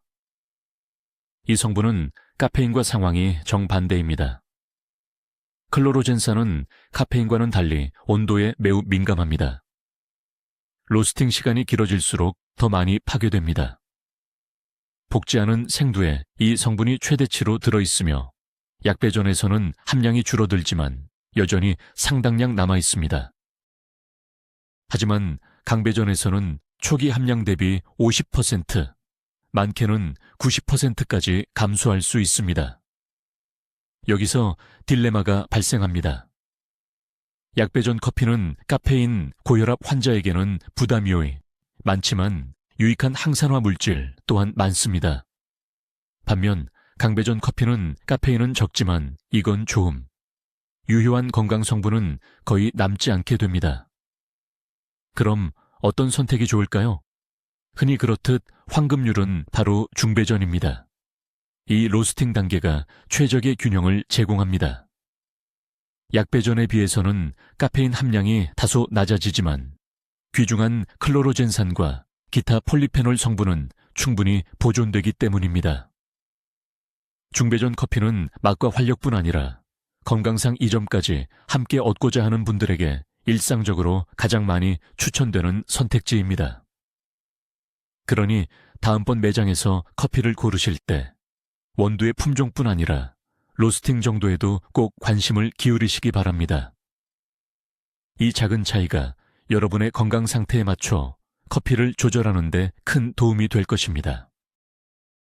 우리는 음식이나 음료가 우리 몸에 미치는 영향을 개별적으로만 생각하는 경향이 있습니다. 하지만 실제로는 상황이 훨씬 복잡하죠.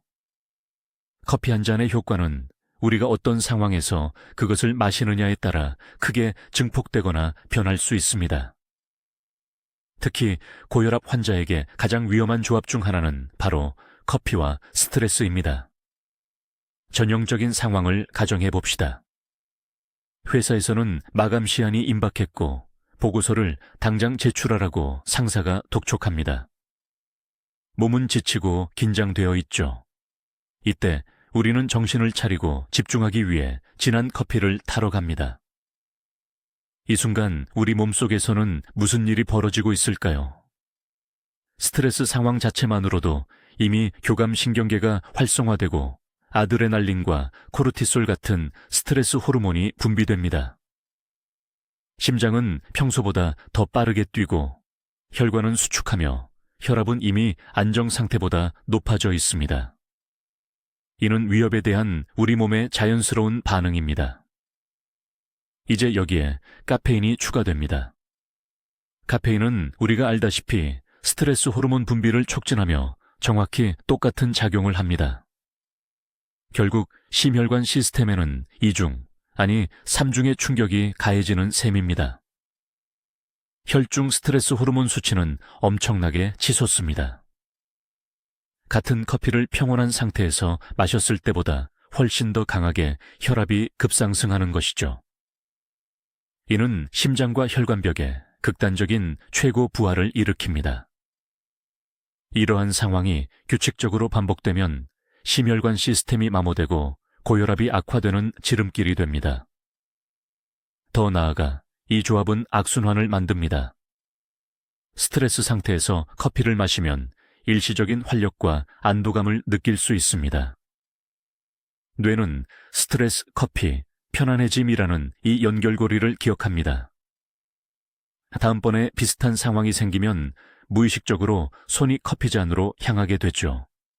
이렇게 심리적 의존성이 형성됩니다. 커피를 즐거운 의식이 아니라 스트레스나 피로를 없애주는 약처럼 사용하게 되는 겁니다.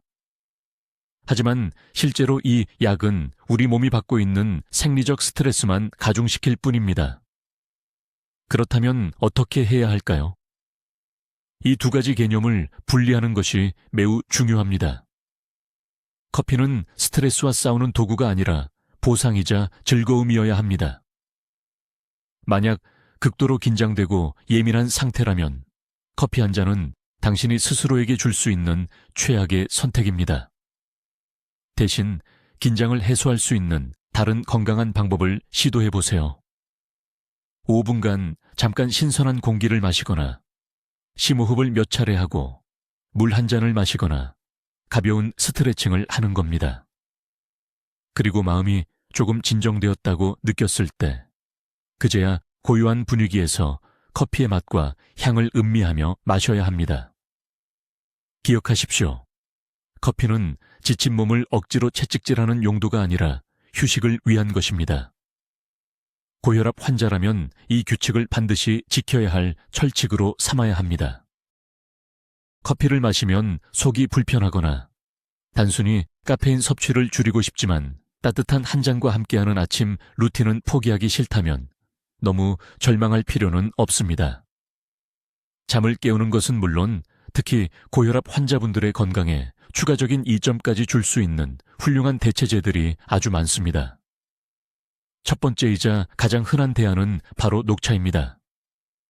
많은 분들이 녹차에는 카페인이 없다고 오해하지만 사실이 아닙니다.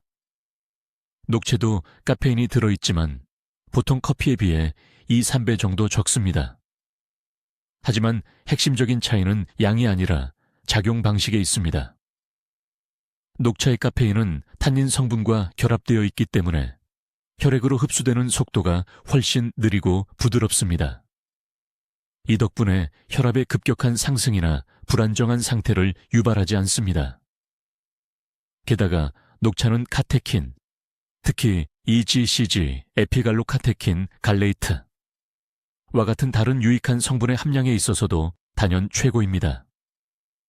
이 강력한 항산화 물질들은 혈관을 보호하고 탄력성을 높이며 꾸준히 섭취할 경우 혈압을 낮추는 데 도움을 줍니다. 두 번째 훌륭한 대안은 많은 사람들에게 잊혀진 치커리입니다. 치커리 뿌리로 만든 음료는 맛과 색이 커피와 비슷하지만 카페인은 단 1mg도 들어있지 않습니다. 따라서 고혈압 환자가 밤낮 구분 없이 언제 마셔도 완전히 안전합니다. 하지만 치커리는 단순한 대체품에 그치지 않습니다. 치커리는 프리바이오틱스의 한 종류인 이눌린이라는 식이섬유가 매우 풍부합니다. 이눌린은 우리 장 속에 유익한 박테리아를 위한 먹이가 됩니다. 최근 연구에 따르면 장내 미생물총의 건강은 심혈관계를 포함한 우리 몸 전체의 건강과 직접적으로 연결되어 있습니다. 건강한 마이크로바이옴은 염증을 조절하는 데 도움을 주며 심지어 혈압 수치에도 긍정적인 영향을 미칠 수 있습니다. 세 번째 옵션은 허브차입니다. 종류가 매우 다양하며 이 중 많은 허브차들이 고혈압 환자에게 특별히 유익한 효능을 가지고 있습니다.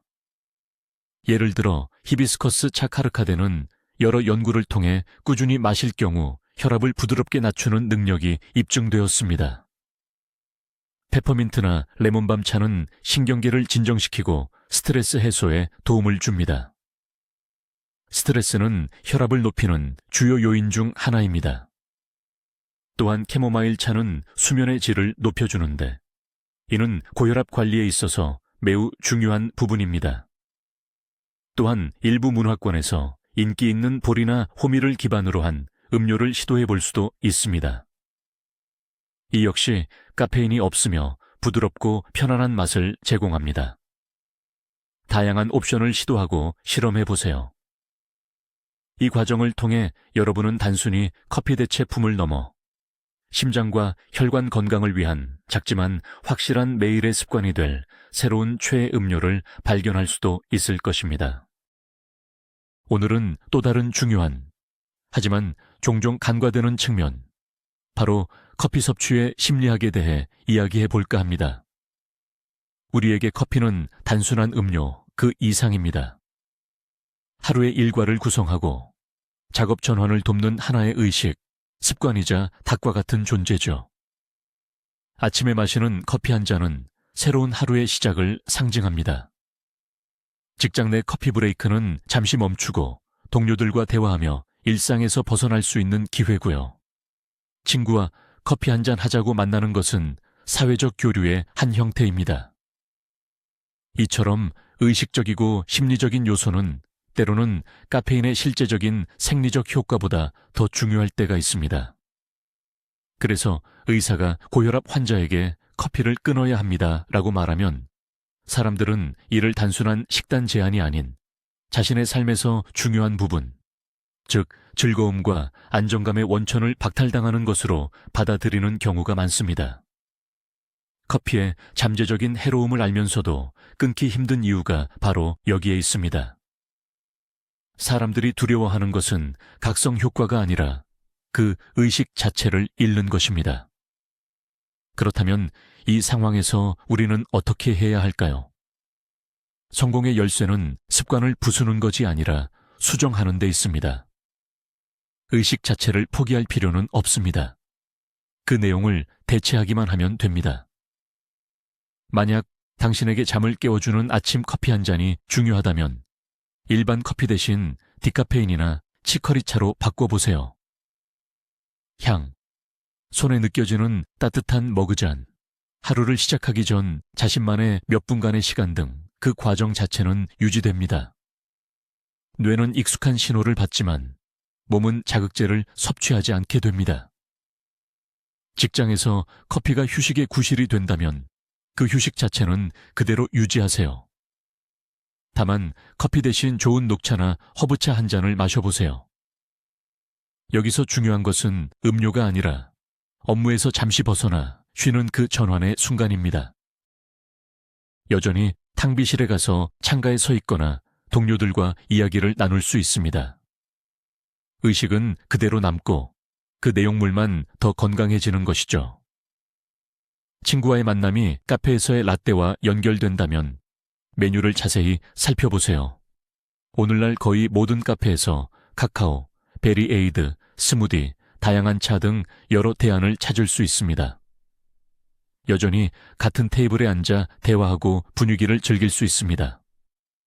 핵심은 당신의 잔에 무엇이 담겨 있느냐가 아니라 함께하는 사람들입니다. 이러한 심리적인 배경을 이해하는 것은 매우 중요합니다. 커피를 마시는 의식이 당신에게 정확히 무엇을 제공하는지 깨닫는다면 박탈감을 느끼지 않으면서도 건강한 대안을 찾는 것이 훨씬 수월해집니다. 습관과 싸우지 마세요. 그저 적응시키세요. 잠재적으로 해로울 수 있는 오래된 의식을 새롭고 유익한 것으로 전환하세요.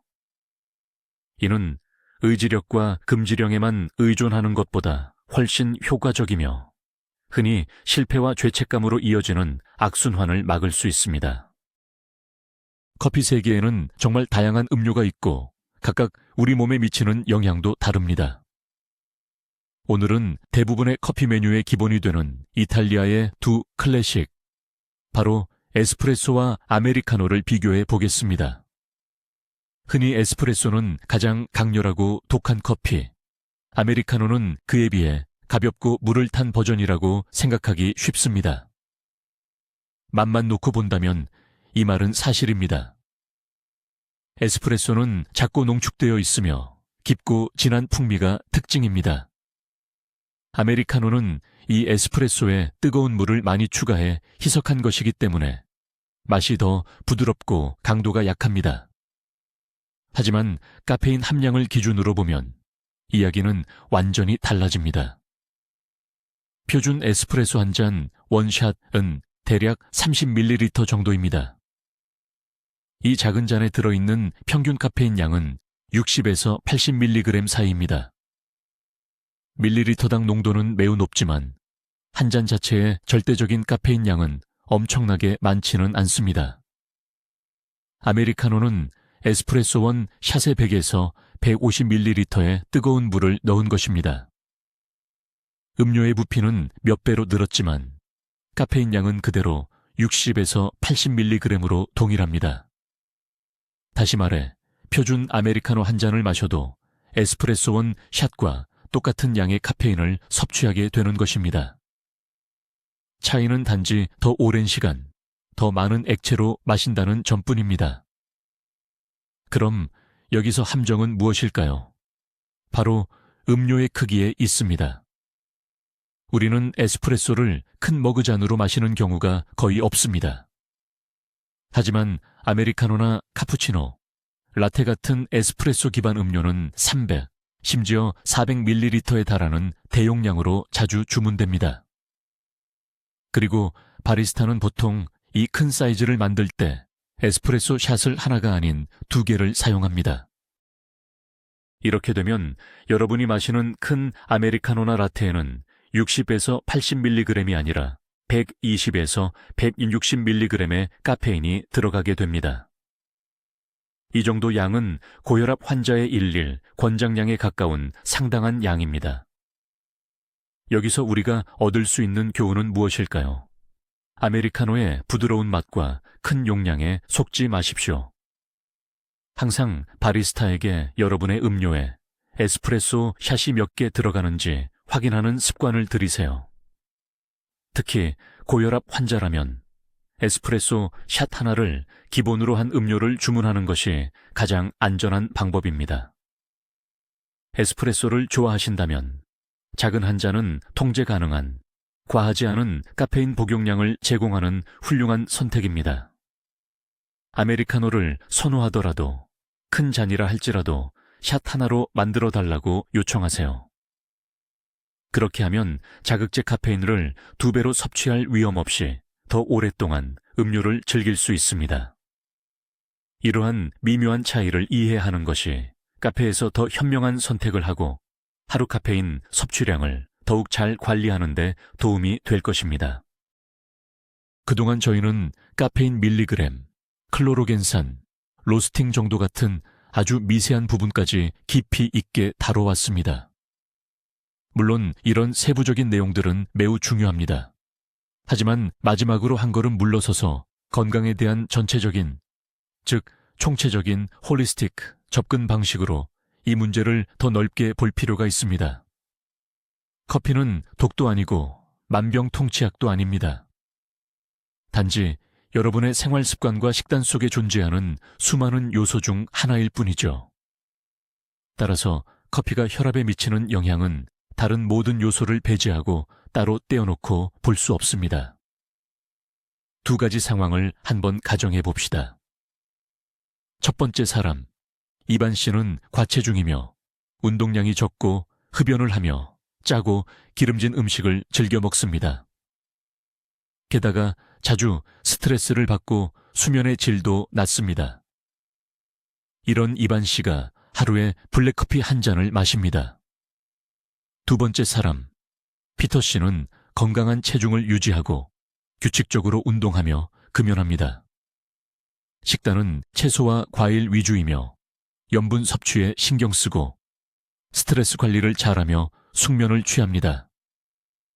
이 피터 씨 역시 하루에 블랙커피 한 잔을 마십니다. 이 두 사람 중 커피 한 잔이 더 큰 위험을 초래할 사람은 누구일까요?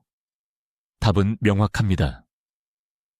이미 수많은 부정적인 요소들로 인해 심혈관 시스템에 과부하가 걸려있는 이반 씨에게는 카페인으로 인한 작은 추가적인 부담조차도 결정적인 마지막 한 방울이 될 수 있습니다. 그의 혈관은 이미 경직되어 있고 심장은 무리하고 있기 때문에 어떠한 급격한 혈압 상승도 피해야 합니다. 반면 건강한 생활 습관 덕분에 심혈관 시스템이 최상의 상태인 피터 씨에게는 커피로 인한 작고 일시적인 혈압 상승은 아마도 완전히 무시할 만한 수준이며 아무런 결과도 낳지 않을 것입니다. 오히려 커피의 항산화 성분이 비옥한 토양에 떨어져 그의 건강한 식단에 전반적인 보호 효과를 더욱 높여줄 수 있습니다. 제가 말씀드리고 싶은 핵심은 무엇일까요? 단 하나의 식품을 악마화해서 그것만 끊으면 혈압 문제가 모두 해결되리라 기대해서는 안 된다는 것입니다.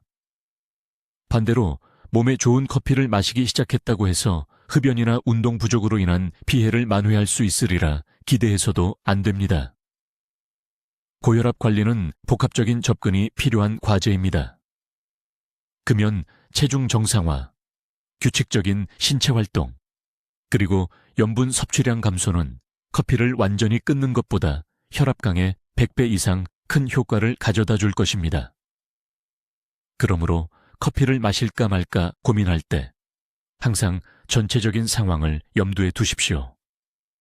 만약 여러분의 생활 습관이 이상적인 상태와 거리가 멀다면 고혈압 초기 관리 단계에서는 불필요한 위험을 만들지 않기 위해 커피를 포함한 모든 종류의 자극제를 끊는 것이 실제로 도움이 될 수 있습니다. 하지만 이미 건강을 위해 복합적으로 노력하고 있다면 품질 좋은 커피 한두 잔은 해가 되지 않을 뿐만 아니라 즐거움과 함께 건강한 루틴에 조화롭게 스며들 수 있을 것입니다. 커피가 혈액 농도와 수분 균형에 미치는 영향에 대한 아주 흔하고 뿌리 깊은 오해를 지금부터 풀어보겠습니다. 자주 이런 주장을 듣습니다. 커피는 강력한 이뇨작용을 해서 체내의 수분을 배출시키고 이로 인해 혈액이 끈적해져 혈압이 높아진다. 꽤 논리적으로 들리고 실제로 많은 사람이 이를 믿고 있죠. 하지만 현대 과학은 이에 대해 뭐라고 말할까요? 사실 카페인은 약한 이뇨 효과를 가지고 있는 것은 맞습니다. 소변 생성을 미미하게 증가시킬 수 있죠. 이 효과는 오랫동안 카페인을 섭취하지 않던 참가자들에게 고용량의 순수 카페인을 투여했던 연구들에서 관찰된 바 있습니다. 하지만 우리가 음료로서의 커피를 마실 때는 상황이 달라집니다. 첫째, 이 효과는 매우 약하고 일시적입니다. 둘째, 그리고 이게 가장 중요한데요. 커피 한 잔을 마실 때는 카페인뿐만 아니라 그것이 녹아있는 많은 양의 물을 함께 섭취한다는 점입니다. 일반적인 커피 한 잔은 무려 98%가 물로 이루어져 있습니다. 여러분이 커피를 통해 섭취하는 수분량은 카페인으로 인해 발생하는 미미한 이뇨작용을 충분히 상쇄하고도 남습니다. 일반적인 물과 커피가 신체 수분 공급, 즉 수화작용에 미치는 영향을 비교한 수많은 현대 연구들은 동일한 결론에 도달했습니다. 바로 적당량, 즉 하루 4-5잔 이하를 마실 경우 커피는 탈수를 유발하지 않는다는 것입니다. 커피는 맹물만큼이나 효과적으로 우리 몸에 수분을 공급합니다. 즉, 여러분이 마신 커피 한 잔은 하루 권장 수분 섭취량에 포함될 수 있으며 또 그렇게 계산해야 합니다. 커피 한 잔을 마실 때마다 손실을 보충하기 위해 물 한 잔을 추가로 마셔야 한다는 이야기는 과학적 근거가 전혀 없는 미신입니다. 물론 하루 종일 충분한 양의 깨끗한 물을 마시는 것은 혈압 관리뿐만 아니라 전반적인 건강에도 매우 중요합니다. 하지만 이것은 커피가 여러분의 몸을 말리기 때문이 아니라 그저 물 자체가 우리 몸에 필수적이기 때문에 해야 하는 일입니다. 다음으로 혈액 농축, 즉 혈액이 끈적해진다는 주장입니다. 커피가 유의미한 탈수를 유발하지 않으므로 혈액의 점돼도 실질적인 영향을 미치지 않습니다. 커피 한 잔을 마신다고 해서 혈액이 더 걸쭉해지지는 않습니다. 이 주장 역시 시대에 뒤떨어진 미신에 불과합니다. 따라서 커피가 여러분의 몸을 탈수시키고 혈액을 농축시킬 것이라고 두려워할 필요는 없습니다. 합리적으로 섭취할 경우 이 음료는 차나 물과 마찬가지로 충분한 수분 공급원입니다. 고혈압 환자에게 더 중요한 것은 커피로 인한 미신적인 혈액 농축을 걱정하는 것이 아니라 체내에 실제로 수분을 저류시키고 혈압을 크게 상승시키는 소금 섭취량을 관리하는 것입니다. 고혈압 환자의 수분 균형을 깨뜨리는 주범은 커피가 아니라 바로 소금입니다. 저희는 지금까지 긴 여정을 함께하며 복잡한 메커니즘을 분석하고 근거 없는 미신을 바로잡고 과학적인 데이터를 검토했습니다. 이제 이 모든 내용을 하나의 명확하고 실용적인 지침으로 정리해 보겠습니다. 자, 그럼 커피를 사랑하는 고혈압 환자분들을 위한 의사의 최종 권고사항입니다. 마셔도 될까요? 답은 현명하게 마신다면 가능하다입니다. 그리고 그 현명함은 몇 가지 간단한 규칙을 지키는 데 있습니다. 규칙 1. 본인의 적정량을 확인하세요. 하루 한 잔으로 시작해서 몸 상태를 관찰하십시오. 혈압계로 직접 테스트를 해보는 것이 가장 좋습니다. 괜찮다면 2잔까지 시도해 볼 수 있지만 그 이상은 안 됩니다. 하루 카페인 안전 기준은 200ml이며 이는 보통 천연 원두커피 2잔 정도에 해당합니다. 규칙 2. 품질을 선택하세요. 인스턴트보다는 천연 원두커피, 가급적이면 중간 정도의 로스팅, 미디엄 로스트를 선호하세요. 중간 로스팅 커피는 유익한 항산화 성분과 적절한 양의 카페인이 균형을 이룹니다. 인스턴트 커피는 아주 예외적인 경우에만 드십시오. 규칙 3. 불필요한 첨가물을 빼세요. 커피는 설탕, 시럽, 그리고 지방이 많은 크림 없이 블랙으로 드세요. 사실 커피 자체보다 이러한 첨가물들이 혈관 건강과 체중에 더 큰 위협이 됩니다. 맛의 변화를 원한다면 향신료를 사용하거나 저지방 우유를 약간 첨가하는 정도만 허용됩니다.